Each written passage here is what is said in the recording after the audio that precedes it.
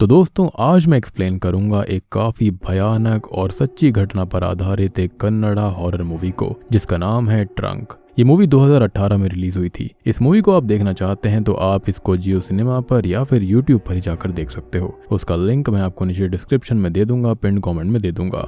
और मैंने हाल ही में ही दोस्तों एक्सप्लेन किया है late night with the devil film को। ये इस साल की अभी तक की one of the best supernatural horror movies में से एक है। आपको देखकर मजा आ जाएगा। एब्रैक्सिस डीमन का जिक्र है इसके अंदर। और सबसे बड़ी बात कि ये भी रियल स्टोरी से इंस्पायर्ड होकर बनाई गई है। तो अगर आपने इसको भी नहीं देखा है या फिर मिस कर दिया है तो जाकर देख लेना, उसका लिंक भी आपको नीचे ही मिल जाएगा।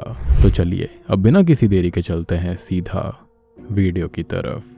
तो दोस्तों ये जो मूवी है ना वो बहुत ही ज़्यादा खतरनाक है और रियल लाइफ स्टोरी पर बेस्ड है, जो कि काफ़ी समय पहले नॉर्थ कर्नाटका में हुई थी। जिसके अंदर हमें उस परिवार के बारे में तो नहीं बताया जाता कि वो कौन थे और उनका आगे क्या हुआ, लेकिन आगे की जो कहानी है वो काफ़ी डरावनी है। तो कहानी की शुरुआत में हमें घर के पास एक पौधे को देख पाते हैं और इस पौधे को आप जरूर याद रखिएगा क्योंकि इसी से आगे काफी सारे राज खुलेंगे। तभी हम ट्रैप्स गोस्ट हंटर नाम की एक गोस्ट हंटर टीम को देख पाते हैं जो कि एक घर के अंदर पैरानॉर्मल एक्टिविटीज को चेक करने आई हुई थी। उन्हें वहां पर किसी बच्चे की आत्मा होने का अंदाजा हो जाता है और वो उसकी छानबीन करने वहां पर आए थे, जिस दौरान हम उस घर में एक बच्चे की आत्मा को यहाँ वहाँ भागते हुए देखते हैं। जिसके बाद वो आत्मा उनके एक टीम मेंबर के सामने आ जाती है, जिससे कि वो बहुत ही ज्यादा डर जाती है और फिर उन्हें वहां से वापस लौटना पड़ता है। अब ट्रैप्स टीम का लीडर तब हमको बताता है कि वो इस प्रोफेशन में बहुत ही लंबे समय से है और उन्होंने ढेर सारी बुरी आत्माओं के साथ डील करा है, लेकिन ये केस सबसे डिफिकल्ट और अलग है और इस केस का नाम इन्होंने ट्रंक केस दिया था और यही इस मूवी का भी नाम है। खैर अब कहानी यहाँ से एक फ्लैशबैक में चली जाती है जहाँ पर हम ये जानेंगे कि ट्रंक केस किस फैमिली के साथ हुई घटना है और ये शुरू कहाँ से हुई थी। अब तभी हम राहुल नाम के एक टीचर को देखते हैं जिससे हॉरर मूवीज देखने का बहुत ही शौक होता है। राहुल रात भर बैठकर हॉरर मूवीज देखा करता था और उसे हॉरर मूवीज बहुत ही ज्यादा पसंद थी। अब उसके पिता की मौत हार्ट अटैक से हो गई थी, जिसके बाद फैमिली की सारी रिस्पॉन्सिबिलिटीज उसने अपने कंधे पर ले ली और वो अपने करियर पे काफी फोकस्ड हो गया था। राहुल अपनी माँ सुजैन के साथ रहता था और उसकी एक गर्लफ्रेंड भी थी जिसका नाम हरिनी था और वो अपनी माँ के साथ ही रहा करती। हरिनी को एक्ट्रेस बनना था और अभी वो बस एक नॉर्मल जूनियर एक्ट्रेस थी, जिस वजह से उसे लगभग रोज शूटिंग वगैरह के लिए जाना पड़ता था। अब तभी हम एक रात राहुल को नोटिस करते हैं जो कि रात भर बैठकर हॉरर मूवीज देख रहा था। जिसके बाद हम सुबह का सीन देखते हैं जहां पर राहुल अपनी जॉगिंग से घर आया था और घर पर उसकी माँ नहीं होती। घर पर हर तरफ शांति थी और अचानक से घर का दरवाजा भी अपने आप बंद हो जाता है। राहुल इससे काफी डर जाता है और उसके अगले ही पल हम उसके पीछे एक बच्चे की आत्मा को देख पाते हैं जो कि उसे पीछे से छूती है और फिर राहुल की चिल्लाते हुए आंखें खुलती हैं। वो ये समझता है कि ये उसका सपना था, पर फिर भी उसके मन से वो बच्चे की आत्मा बाहर नहीं जा रही थी। अब वो इस बारे में अपने साइकियाट्रिस्ट दोस्त सूरी से भी बात करता है जो कि उसको कहता है कि तुम बहुत ही ज्यादा हॉरर मूवीज देखते हो और ये बस उसका नतीजा होगा, तुम अपने दिमाग में ही ख्याल बना रहे हो। और राहुल को ये बात सही नहीं लगती क्योंकि उसके हिसाब से वो सपना नहीं था और राहुल का ये मानना था कि इस सपने का कुछ ना कुछ मतलब जरूर है। आगे हमें दिखाया जाता है कि हरिनी और राहुल की शादी हो चुकी है और दोनों रात में बैठकर बातें कर रहे होते हैं। तभी उन्हें ऐसा लगता है कि हॉल का टीवी ऑन हो गया है और राहुल उसे देखने जाता है जहां पर वाकई में टीवी ऑन था और अचानक से चेयर भी हिलने लगती है। वहीं पर हम उसी बच्चे की आत्मा को देखते हैं जिसे राहुल ने अपने सपने में देखा था और सीन अब यहीं पर कट हो जाता है। अब अगले दिन राहुल और हरिनी सुबह सुबह अपने काम पर चले जाते हैं और सुजैन घर पर अकेली थी, जहां पर उन्हें काम करते हुए अचानक से घर में किसी के होने का एहसास होता है जो कि उसी बच्चे की आत्मा थी और इससे सुजैन काफी डर जाती है। तभी उसे हॉल में वो ट्रंक दिखता है जो कि हरिनी अपने साथ लेकर आई थी और दोस्तों यही ट्रंक सारी फसाद की जड़ है, लेकिन कैसे ये हम आगे जानेंगे। अब ये आत्मा ट्रंक के जरिए सुजैन को बहुत डराती है, जिसके अंत में वो घर के दरवाजों पर जाकर बेहोश हो जाती है। अब आगे राहुल और हरिनी जब घर आते हैं तब वो अपनी माँ को संभालते हैं और उनको उनसे पता चलता है कि घर के अंदर एक आत्मा है। फिर हम प्रेजेंट में ये देखते हैं कि राहुल ये बातें ट्रैप हंटर्स की टीम को बता रहा होता है, जहां पर उनका लीडर ये पूछता है कि क्या तुम्हें पास्ट में कोई मेडिकल कंडीशन हुई थी, जिस पर राहुल ना में जवाब देता है। अब कहानी फिर से पास्ट में जाती है जहां पर राहुल को एक रात सोते हुए उस बच्चे की आत्मा दिखाई देती है जो कि अगले ही पल उस पर हमला करने की कोशिश भी करती है, जिससे बचकर वो नीचे हॉल में आ जाता है। अगले दिन राहुल ये बात सूरी को बताता है जिस पर उसे पहले तो भरोसा नहीं होता, पर सुजैन से भी वैसी ही बातें सुनने के बाद उसे भी आत्मा वाली बात सच लगने लगती है। खैर यहाँ से राहुल और सूरी एक सुबह जॉगिंग के लिए गए थे। तब राहुल एक बच्चे को बॉल से खेलते हुए देखता है, जिसको देखकर वो अपने मन में कुछ सोचने लगता है। अब आगे हम ये देखते हैं कि हरिनी घर पर आती है और उस वक्त राहुल बाहर था। लेकिन जब वो दोनों बात करते हैं तो उनका आपस में झगड़ा हो जाता है, जो कि इस वजह से होता है क्योंकि राहुल हरिणी को साइकियाट्रिस्ट के पास जाने के लिए कह रहा था, लेकिन हरिणी ये कहते हुए मना कर रही थी कि वो पागल नहीं है। जिसके बाद हमको पता चलता है कि कुछ ही समय से हरिणी थोड़ा अजीब बर्ताव कर रही थी। अब आगे रात में जब सभी खाना खा रहे होते हैं तभी हरिणी एक दूसरे कमरे में थी, जहाँ से अचानक से उसकी कुछ बोलने की आवाजें आने लगती हैं और हरिणी कुछ अजीब बातें करे जा रही थी। तभी राहुल, सुजैन और हरिणी की माँ उसे देखने जाती है, जहाँ पर दिखाया जाता है कि हरिणी उस बच्चे की आत्मा से बातें कर रही थी और वो पॉजेस्ड भी हो रखी थी। उसी वक्त वो साइड में रखे हुए ट्रंक के अंदर उसी बच्चे की आत्मा को भी देखते हैं, जिसको देखते ही सभी वहां पर कांपने लगते हैं।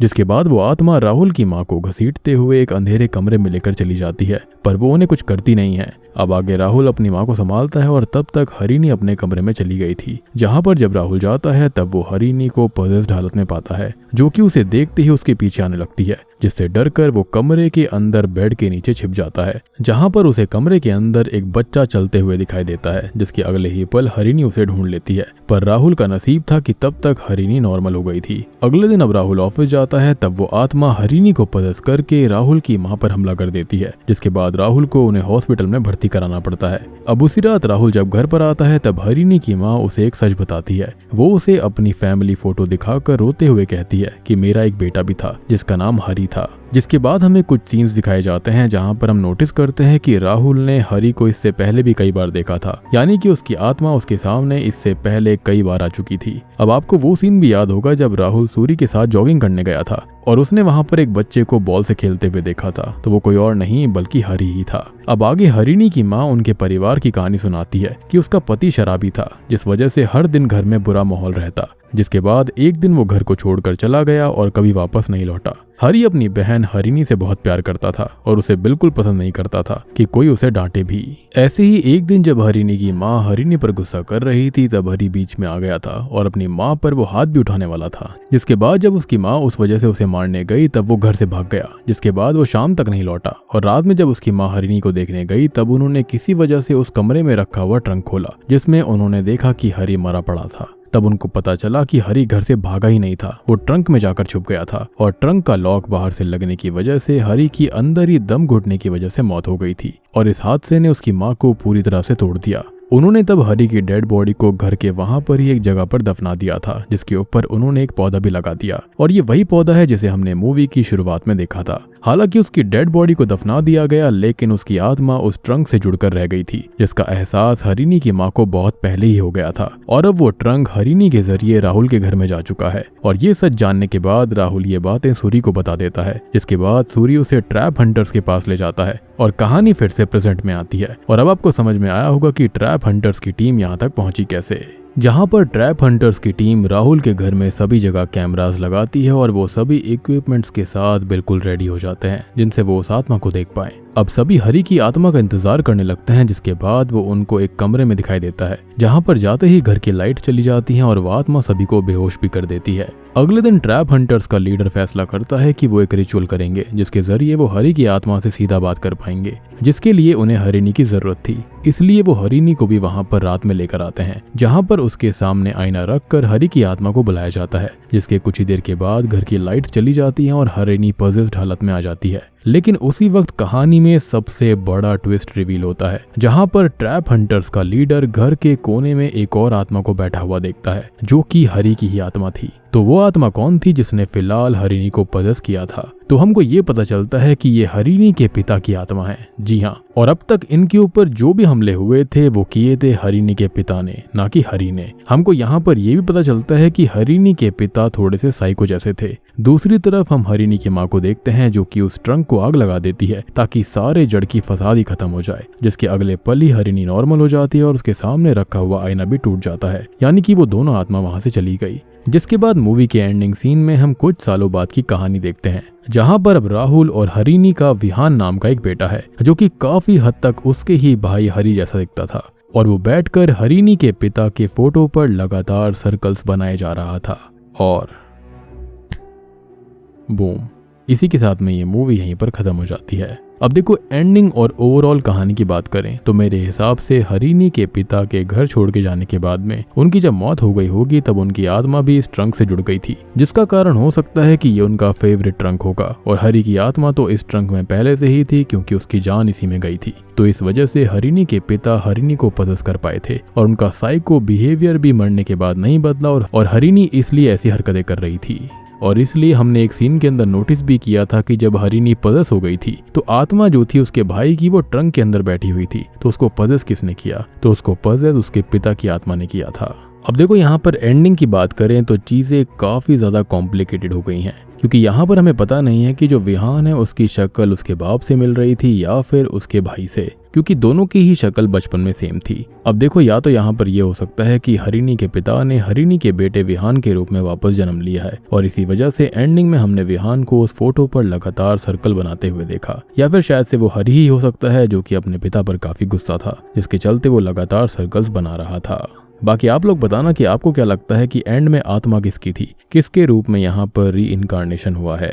अगर आप मूवी को नोटिस करते हो तो काफी जेनरिक लगती है, लेकिन अगर ये रियल स्टोरी से इंस्पायर्ड होकर बनाई गई है तो वाकई में काफी खतरनाक फिल्म है। और ये घटना जिस परिवार के साथ घटित हुई थी उनकी आइडेंटिटी को छुपा कर रखा गया है। तो दोस्तों उम्मीद करता हूँ कि आपको ये रियल स्टोरी पर बेस्ड मूवी अच्छी लगी होगी। अच्छी लगी है तो वीडियो को लाइक कर देना, चैनल के ऊपर नए हैं तो सब्सक्राइब कर लीजिए। तो मैं आप सबको मिलता हूँ अगली वीडियो के साथ में, तब तक के लिए